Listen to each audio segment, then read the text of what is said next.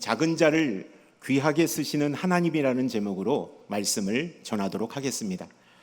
우리는 늘 평가받는 세상 속에서 살아갑니다. 사람들은 흔히 외모, 조건, 학벌, 재산, 사회적 기준을, 지위 등을 기준으로 삼아 서로를 판단하고 평가합니다. 키가 크면 듬직해 보이고, 학벌이 좋으면 능력 있어 보이고, 재산이 많으면 영향력 있는 사람이라고 여깁니다. 실제 조사에 따르면 사람들은 상대방을 평가할 때 외모로는 55%를 평가하고 학력이나 경력으로 30%를 그 사람을 평가한다고 말합니다. 그리고 나머지 조건들이 15%를 차지한다고 말합니다. 대부분의 사람들은 겉모습과 조건을 기준으로 상대방을 평가하고 정의를 내리고 있다라는 것입니다. 그래서 우리도 모르게 세상의 기준에 맞추어서 나는 부족합니다, 나는 보잘것 없습니다 라는 말로 우리를 자책하며 살아갈 때가 참 많습니다. 왜 그럴까요? 세상의 눈으로 나를 바라보면 누구나 작은 자, 미약한 자로 우리는 느껴질 수밖에 없기 때문입니다. 그러나 하나님은 세상의 기준과 전혀 다른 방식으로 우리를 바라보신다라고 말씀하고 있습니다. 오늘 말씀은 그 사실을 더욱더 구체적으로 말씀하고 있습니다. 사울 왕이 하나님의 말씀에 불순종하여 하나님으로부터 버림을 받았습니다. 그 후에 하나님은 새로운 왕을 찾기 위해 사무엘을 이새의 집으로 보내시는 것을 우리가 보게 됩니다. 사무엘은 장남 이새의 아들 장남 엘리압을 보고 이 사람이 진짜 왕의 얼굴이구나 라는 것을 말합니다. 그러나 하나님은 말씀하셨습니다. 사람은 외모를 보거니와 나 여호와는 중심을 보느니라 라고 말씀하고 있는 것이죠.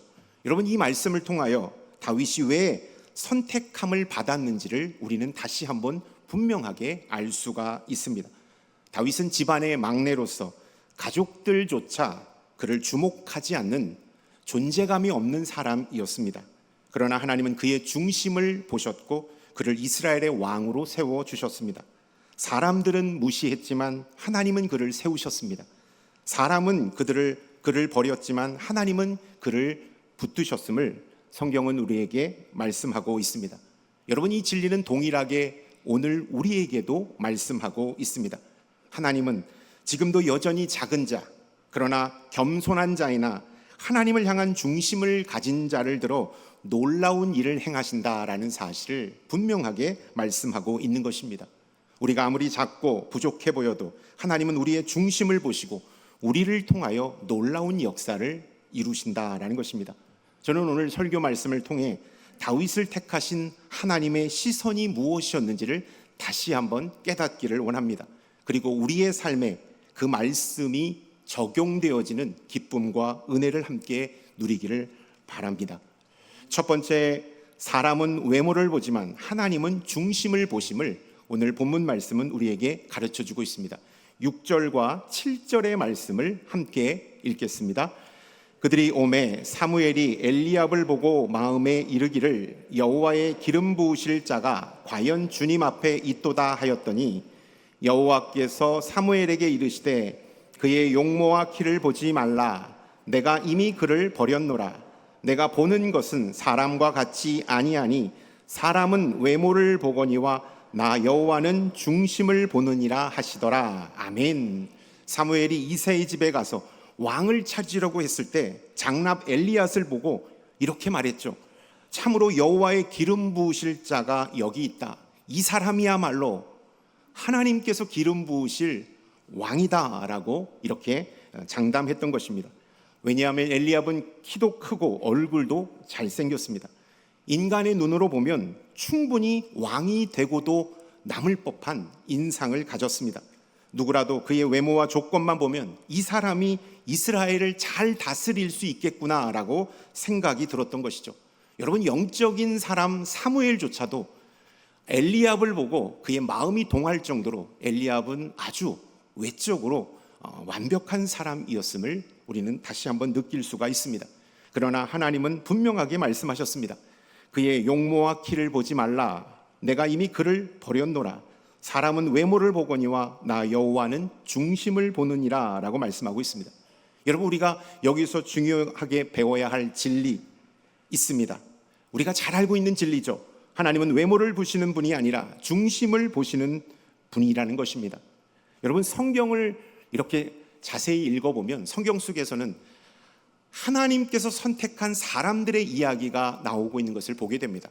부족하고 연약해도 하나님은 한 사람을 들어서 그 시대에 빛을 발하는 사람으로 사용하시는 것을 보게 되죠.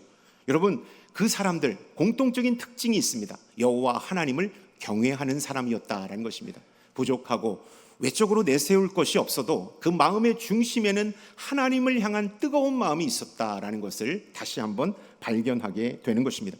하나님은 중심을 보시고 그를 통하여 놀라운 구원의 시나리오를 펼쳐 가신다라는 것입니다. 그렇다면 왜 하나님은 작은 자를 사용하시는 걸까요? 하나님은 큰 자를 싫어하시기 때문일까요? 능력 있는 자를 멀리 하시기 때문일까요? 왜 작은 자를 사용하시는가? 작은 자는 겸손하기 때문입니다.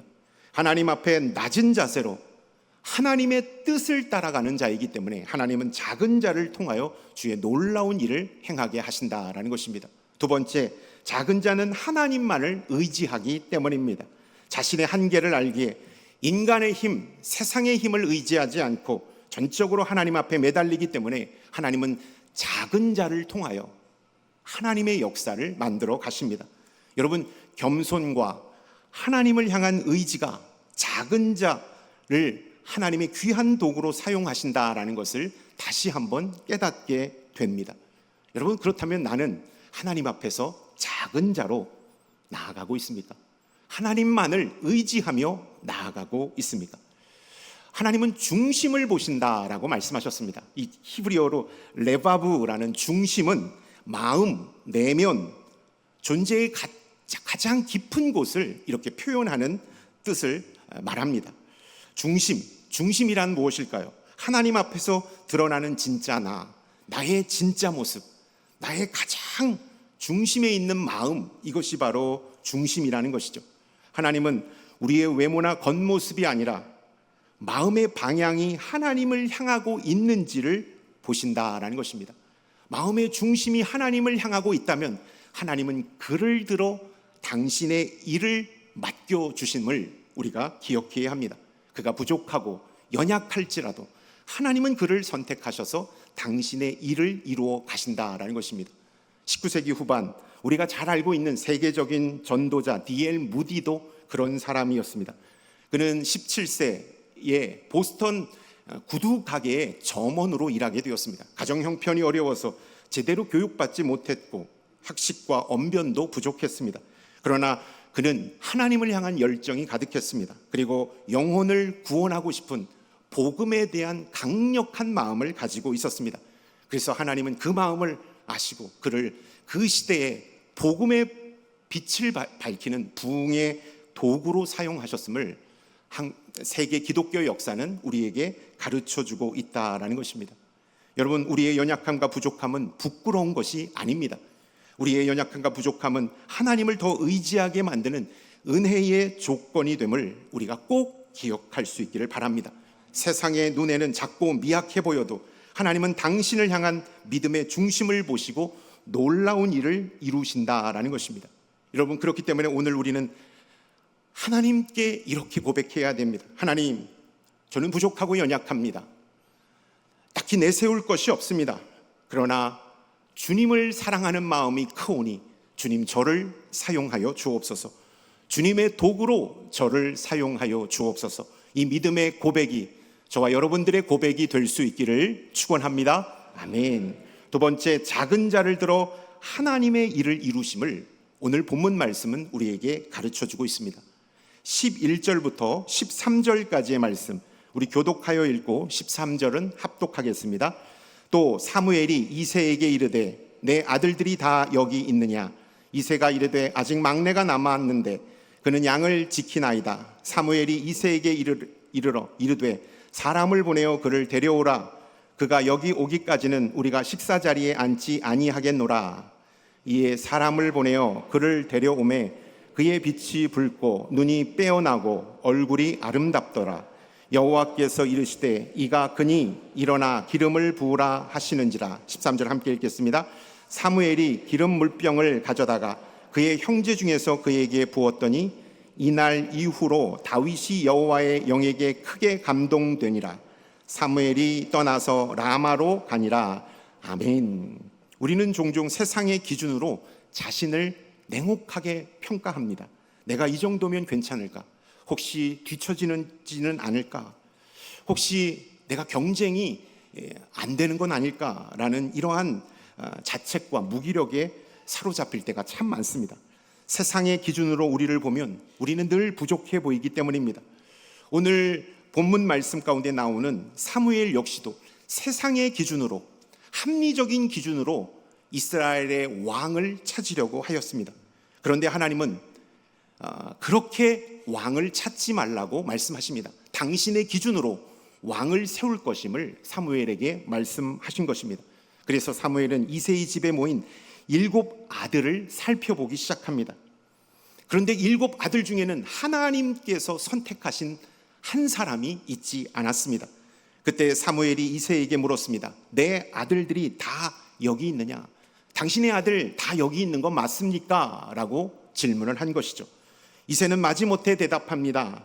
아직 막내가 남았는데 그는 지금 양을 지키고 있습니다. 여러분, 이 말 속에서 다윗이 얼마나 가족들에게 존재감이 없는 사람이었는지를 유추해 볼 수가 있는 것입니다. 아직 막내가 있긴 합니다. 그러나 그는 후보 명단에도 없습니다. 보나마나 그 사람은 안 되니까 그냥 안 봐도 될 것 같습니다라는 이 말의 뉘앙스가 이새의 말 속에 숨어 있다라는 것입니다. 막내가 바로 다윗입니다. 사람의 눈으로 볼 때 그는 왕이 될 후보조차 되지 못했습니다. 경험도 부족했습니다. 조건도 맞지 않았습니다. 부족한 양치기에 불과했습니다. 그러나 하나님은 다윗을 다르게 보셨습니다. 외모가 아니라, 겉모습이 아니라 마음의 중심을 보셨기 때문입니다. 당신을 향한 마음의 중심을 보셨기 때문에 하나님은 다윗을 선택하셨다라는 것입니다. 여러분, 히브리어로 막내라는 것은 카탄이라는 단어인데요, 이 막내가 하찮음, 미약함, 보잘것없는 뜻을 담고 있습니다. 다윗은 부족했지만 하나님은 그의 순종과 마음의 태도를 보셨고 그를 통하여 위대한 일을 행하셨다라는 것입니다. 여러분, 사람의 눈으로 봤을 때 다윗은 죽었다 깨나도 이스라엘의 왕이 될 수 없는 조건, 왕이 될 수 없는 외모였음을 우리가 알 수가 있습니다. 그러나 하나님을 향한 마음이 지극했기 때문에 하나님은 다윗을 선택하셨고 그를 이스라엘의 지도자로 세워주셨다라는 것입니다. 여러분, 막내가 제가 좀 아까 어떤 뜻이라고 했죠? 하찮은, 미약한, 보잘것없는. 저도 막내라서 좀 이 단어를 보면서 실족을 했는데요. 우리가 신앙생활할 때 이 막내의 마인드로 이 세상을 살아갈 때가 있습니다. 하찮음, 나는 하찮습니다. 나는 미약합니다. 나는 보잘것이 없습니다. 라고 여기면서 살아갈 때가 있다라는 것입니다. 여러분, 세상의 조건으로 우리를 재단하거나 평가하지 않기를 주님의 이름으로 축원합니다. 우리는 부족하고 연약해도 하나님이 우리와 함께 하실 때, 위대하신 하나님이 우리의 중심에 계실 때 하나님은 우리를 통하여 놀라운 역사를 이루신다라는 것을 여러분 기억할 수 있기를 축원합니다. 아멘. 이 원리는 오늘 우리에게도 동일하게 적용할 수 있습니다. 세상의 기준 속에서 작게 느껴지고 경험이 부족하다고 생각되며 연약함 가운데 서 있는 우리라 할지라도 하나님은 우리의 믿음과 순종을 찾으십니다. 그리고 그 중심을 사용하신다라는 사실을 여러분 기억할 수 있기를 바랍니다. 여러분, 하나님 앞에서는 그렇기 때문에 태도가 중요합니다. 태도가 중요합니다. 그리스도인들에게 영적인 태도가 중요하다라는 것입니다. 이 세상을 경쟁력 있게 살아가려면, 세상을 이기는 그리스도인으로 살아가려면 영적인 태도가 중요합니다. 제가 정말로 책을 쓰고 싶다면 영적 태도, 애티튜드에 대해서 쓰고 싶어서 아티클과 여러 가지 서적들을 지금 읽고 있는데, 얼마 전에 읽었던, 최근에 읽었던 앤드류 맥코널이라는 저자가 쓴 잘 되는 사람의 태도라는 책에서 그는 이렇게 말합니다. 2300년 전 스토아 철학에서 이 소스를 가지고 옵니다. 성공의 법칙을 현대적으로 풀어서 말합니다. 성공과 행복의 핵심은 태도에 있다. 운도 아니다. 실력도 아니다. 사회적인 배경도 아니다. 그가 갖고 있는 백그라운드도 아니다. 태도를 잘 갖출 때 우리는 경쟁력 있는 사람, 건강한 사람, 이 사회에서 성공하는 사람이 될 수 있음을 그는 말하고 있다라는 것입니다. 여러분, 저자 자신도 도산과 번아웃을 겪는 과정을 통하여 삶을 대하는 태도를 바꾸었을 때 변화가 찾아왔다고 고백합니다. 제가 그런 차원에서 이 책을 읽으면서 저 자신을 한번 되돌아봤어요. 그런데 제가 그 전에 섬겼던 교회에서 사역을 섬기다가 수동적인 목회자에서 능동적인 목회자로 변화받게 된 특별한 계기가 생각났어요. 그 전까지는 시키는 일, 주어진 일만 급급하게 하기 바빴는데 그 사건, 그 계기를 통하여 능동적인 일, 찾아서 하는 목회자로 제가 변화되었던 것을 기억하게 되었습니다. 제가 예전에 섬겼던 사역들이 있었는데 그 사역에 큰 실수를 했어요. 그래서 그게 방송사고로 그냥 확 나가버렸습니다. 방송사고로 나가버렸어요. 대형 사고를 이렇게 제가 치게 된 거죠. 그래가지고 선임 목사님이 저를 부르셨어요. 너무나도 두렵고 떨리는 마음으로 갔습니다. 그때 선임 목사님께서 목사님, 왜 이런 일이 벌어졌는지 저한테 자세하게 설명해 주십시오라고 제 눈을 똑바로 쳐다보면서 말씀하셨어요. 그래서 저는 네네 이렇게 돼 있었고 이렇게 돼 있었는데 이렇게 돼서 그런 것 같습니다라고 표현했어요. 변명이 있었죠. 저도 잘못한 거 조금 있지만 제 잘못이 100%가 아니라 여러 가지 환경적인 요인들, 저 말고 다른 사람들의 부주의함이 이러한 실수를 만들었습니다. 이런 사고를 만들었습니다. 그런 것 같습니다라고 표현했습니다. 그때 선임 목사님이 제 눈을 똑바로 쳐다보면서 표독스러운 모습으로 쳐다보진 않았습니다. 똑바로 쳐다보면서 이렇게 말씀하셨어요. 목사님, 지금 방금 그런 것 같습니다라고 말씀하셨나요? 왜 문장이 수동태로 끝나시죠? 목사님이 책임자 아니십니까? 그렇다면 능동태로 끝나야 정상 아니겠습니까? 목사님이 담당자이고 책임자인데 왜 3자의 입장을 취하시는 겁니까? 우리 뒤에는 아무도 없습니다. 우리가 최후입니다. 우리가 뚫리면 그냥 뚫리는 겁니다. 내가 맡은 일, 내가 맡은 영혼, 내가 맡은 목회와 사역, 우리 모두 책임져야 됩니다. 여기서 뚫리면 끝입니다. 여기서 뚫리면 교회와 그리스도께 덕이 되지 않습니다. 주도적으로 일하십시오라는 이 표현을 썼어요. 따끔한 훈계와 가르침이었어요. 이 가르침을 받는데 너무 제가 은혜가 돼가지고 제가 그거 막 혼나고 있으면 되게 경청을 막 이렇게 불쌍한 척하면서 해야 되는데 제가 그걸 막 썼어요. 그래서 그 자막으로 지금 올라가지 않습니까? 제가 혼났던 그것들이 자막으로 올라갈 정도로 제가 너무 은혜가 되었어요. 너무 멋진 말이었고 혼나면서 정말 하나님께서 저에게 해주시는 말씀처럼 느껴졌습니다. 저는 그 가르침을 듣고 이제 작은 자이지만, 이제 연약한 자이지만 절대 수동적인 자세로 주의 일을 섬기지 않겠다고 다짐했습니다. 목회를 대하는 태도, 성도님을 대하는 태도, 삶을 대하는 태도를 바꾸기 시작했습니다. 그리고 놀라운 영적인 변화를 체험하고 있습니다. 여러분, 중심, 하나님을 향한 중심을 새롭게 두니까 놀라운 역사가 일어나는 것을 경험하게 되었음을 깨닫게 되었습니다. 성경을 보면 하나님은 언제나 작은 자를 들어 사용하셨습니다. 모세는 말을 잘 못했지만 하나님은 그를 출애굽의 지도자로 세우셨습니다. 기드온은 자신을 가장 작은 자라 여겼지만 하나님은 그를 미디안을 물리칠 큰 용사로 세우셨습니다. 사무엘은 어린 소년이었지만 하나님은 그를 통해 시대를 새롭게 여는 선지자로 불러주셨습니다. 한 소년의 오병이어는 작은 도시락이었지만 예수님의 손에 붙들렸을 때 5,000명을 먹이는 기적의 도구가 되었습니다. 예수님은 사람들이 무시했던 나사렛 출신이었지만 그분을 통해 온 인류의 구원이 이루어졌음을 성경은 우리에게 말씀하고 있습니다. 여러분, 이 사건은 동일한 진리를 우리에게 말씀하고 있습니다. 어떤 동일한 진리일까요? 우리가 연약하고 부족해도 괜찮습니다. 중심을 하나님께 둔다면 우리의 작은 모습도 우리의 부족함도 놀랍게 사용하신다라는 것을 하나님은 오늘 우리에게 말씀하고 있다라는 것입니다. 하나님은 우리의 부족함 속에서 일하십니다. 우리의 연약함이 오히려 하나님의 능력과 영광을 드러내는 통로가 되기 때문입니다. 그러므로 나의 능력이 있느냐 없느냐를 바라보지 않기를 바랍니다. 내 안에 하나님이 계시는가 계시지 않는가를 먼저 살필 수 있는 저와 여러분들이 될 수 있기를 축원합니다. 아멘. 하나님이 내 안에 계실 때 그분은 우리의 연약하고 부족한 모습을 메이크업하시고 당신의 큰 일에 우리를 사용해 주시기 때문입니다. 마지막 세 번째, 작은 자를 향한 하나님의 계획은 왕 같은 삶임을 성경은 우리에게 말씀하고 있습니다. 16장 13절의 말씀을 한번 읽겠습니다. 사무엘이 기름 물병을 가져다가 그의 형제 중에서 그에게 부었더니 이날 이후로 다윗이 여호와의 영에게 크게 감동되니라. 다윗은 기름 부음을 받았지만, 왕이 되는 기름 부음을 받았지만 여전히 목동으로 있었음을 성경은 우리에게 말씀합니다. 눈에 보이는 현실은 변하지 않았다라는 것입니다. 그러나 하나님의 계획은 이미 그의 삶을 왕의 길로 향하게 하고 있었다라는 사실을 우리가 주목해야 합니다. 여러분, 기름 부었다, 하나님의 영이 크게 감동했다, 크게 임하였다라는 이 표현은 히브리어로 찰라흐라는 단어인데 성공하다, 번성하다, 형통하다라는 뜻을 가지고 있습니다.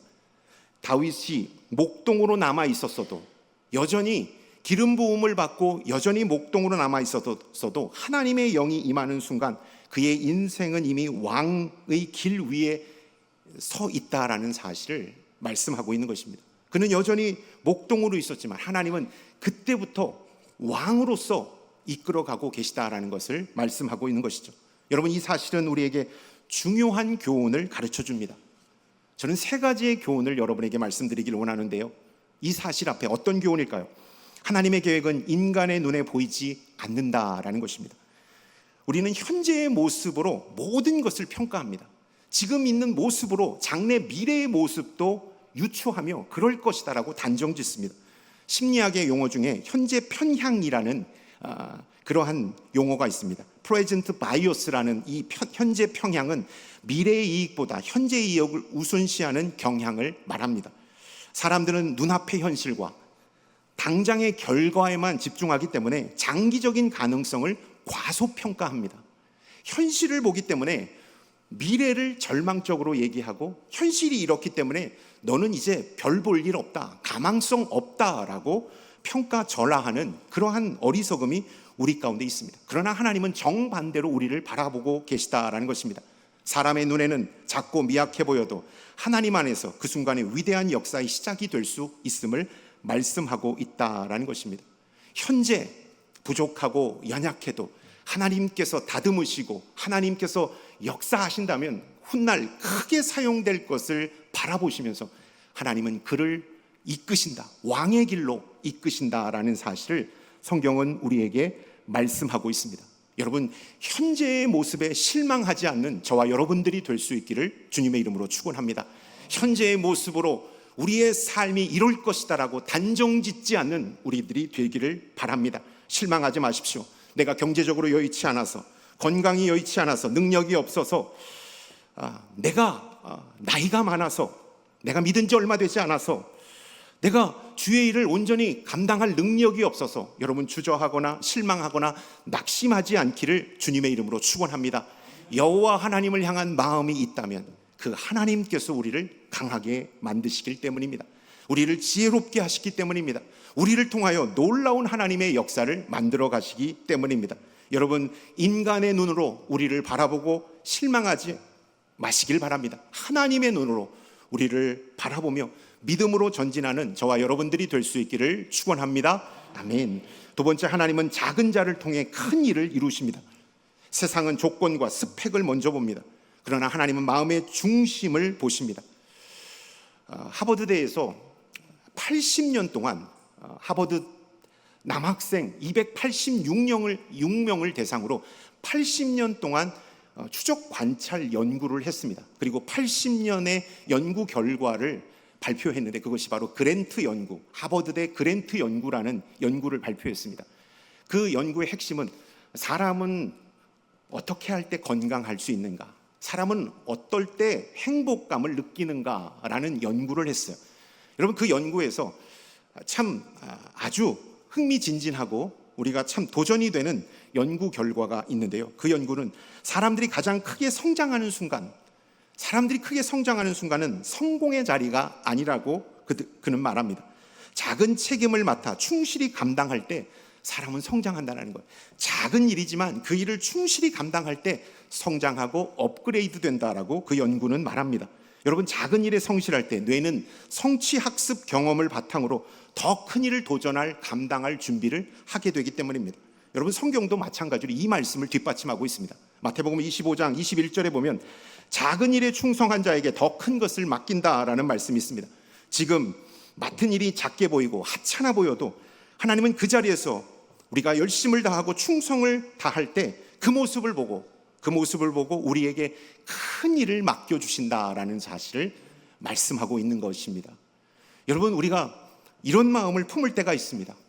나를 어떻게 보고 이런 일을 시키는지, 내가 이 일 하게 생겼습니까? 나는 더 큰 일을 해야 합니다 라고 원망하고 불평할 때가 참 많습니다. 여러분, 원망하고 불평하기는 했지만 막상 큰 일을 우리에게 주어졌을 때 우리가 과연 그 일을 갑작스럽게 잘 해낼 수 있는가? 여러분, 잘 하지 못할 때가 참 많습니다. 그 자리에 가고는 싶었습니다. 그리고 지금 있는 자리에 원망과 불평을 했습니다.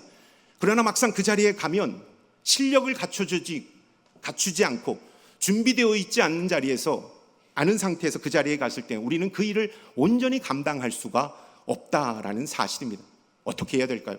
지금 있는 이 자리, 하찮다고 여겨지는 이 자리, 사람들이 관심을 두지 않는 이 자리에서 최선을 다하고 이 자리에서 열매를 맺고 이 자리가 하나님께서 나에게 주신 자리라고 올인할 때 하나님은 우리를 눈여겨보시고 우리를 통하여 더 큰 일을 맡기시고 더 하나님의 놀라운 역사의 자리로 초대하신다라는 사실을 여러분 기억할 수 있기를 축원합니다.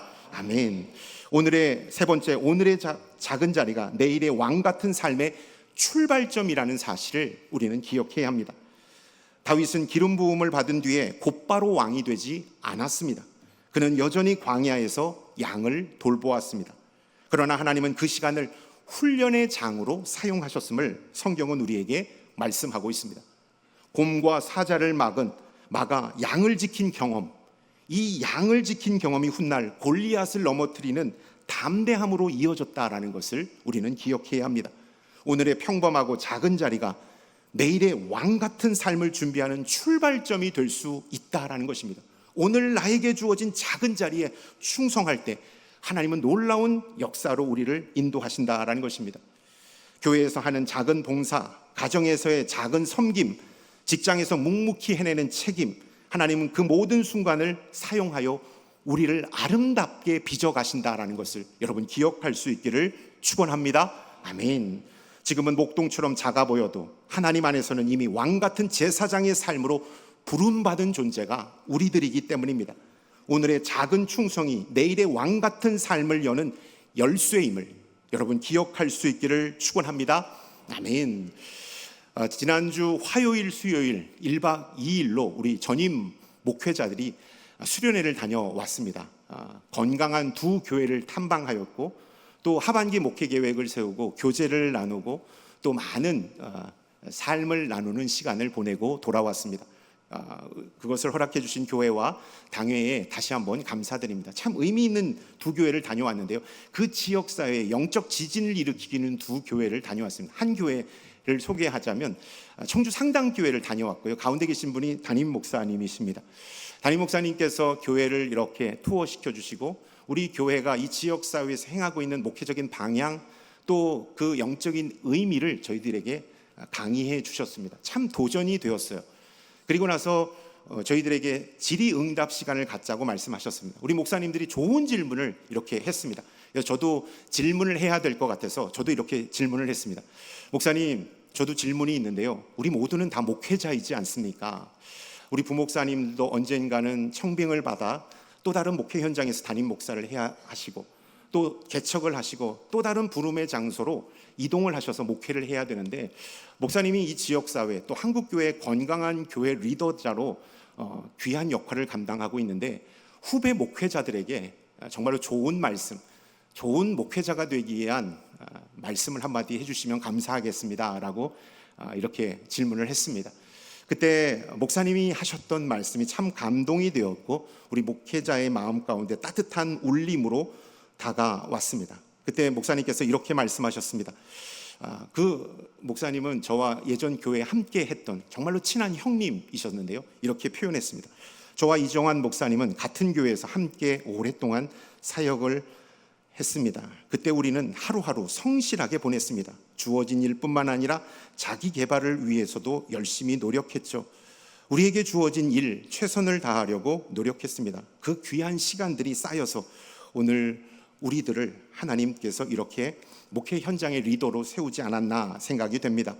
여러분, 주어진 일에 최선을 다해 감당하십시오. 하나님께서 반드시 여러분들을 통하여 귀한 역사를 이루실 것입니다 라는 이 말씀을 해 주셨어요. 제가 참 감동이 되었습니다. 여러분, 주어진 일, 그 일이 사소한 일이고 하찮은 일이고 사람들이 눈여겨보지 않는 일이라 할지라도 하나님께서 나에게 맡겨주신 일이라 생각하며 어떻게 하면 더 잘할 수 있을까, 어떻게 하면 하나님께서 기뻐하실까를 고민하고 기도하며 이 일에 집중할 때 하나님은 기뻐하시고 이 일을 통하여 더 큰 일, 더 하나님 앞에 귀하게 쓰임받는 일로 우리를 이끄신다라는 사실, 여러분 꼭 기억할 수 있기를 주님의 이름으로 축원합니다. 아멘. 언제부터인가 우리는 알게 모르게 세상의 기준에 익숙한 사람이 되어버렸습니다. 그래서 교회 일을 감당할 때도 주어진 하나님의 사명을 섬길 때조차도 이렇게 우리는 말합니다. 저는 너무 부족합니다. 내가 무엇을 할 수 있을까요? 라고 자책하며 주저앉을 때가 참 많습니다. 그러나 하나님은 작은 자를 통해 놀라운 일을 행하시는 분이심을 다시 한번 오늘 말씀은 우리에게 가르쳐주고 있습니다. 우리는 부족해도 괜찮습니다. 그러나 위대하신 하나님이 우리 안에 있을 때 우리는 놀라운 일을 행할 수 있다라는 것입니다. 다윗이 골리앗 앞에 나아갈 때 물맷돌로 나아갔습니다. 여호와의 이름을 선포하며 나아갔습니다. 그러나 사울왕은 그가 골리앗과 결전을 앞두고 있을 때 칼과 창과 갑옷을 얹어 주었습니다. 여러분, 우리가 하나님의 일을 할 때 세상적인 힘, 권력, 지혜, 능력, 이걸로 우리가 교회 일을 감당하다가는 온전해질 수 없습니다. 하나님께서 주시는 지혜, 하나님께서 기름 부어주시는 성령, 여호와 하나님의 이름을 붙들고 나아갈 때 우리는 작고 연약할지라도 하나님은 우리를 통하여 놀라운 일을 행하심을 여러분 꼭 기억할 수 있기를 주님의 이름으로 축원합니다. 칼과 창과 갑옷을 챙기는 그리스도인이 아니라 여호와 하나님을 내 마음의 중심에 모시는 믿음의 사람이 될 수 있기를 축원합니다. 오직 하나님만 바라보며 맡겨주신 일을 충성스럽게 감당할 때 하나님은 우리를 통해 교회를 부흥케 하시고 가정과 지역을 새롭게 하시며 열방 가운데 복음을 전하는 하나님의 일꾼으로 세워주실 줄로 믿습니다. 하나님은 지금 이 시간 저와 여러분을 통해 크고 놀라운 일을 행하기를 원하심을 여러분 기억할 수 있기를 축원합니다. 아멘.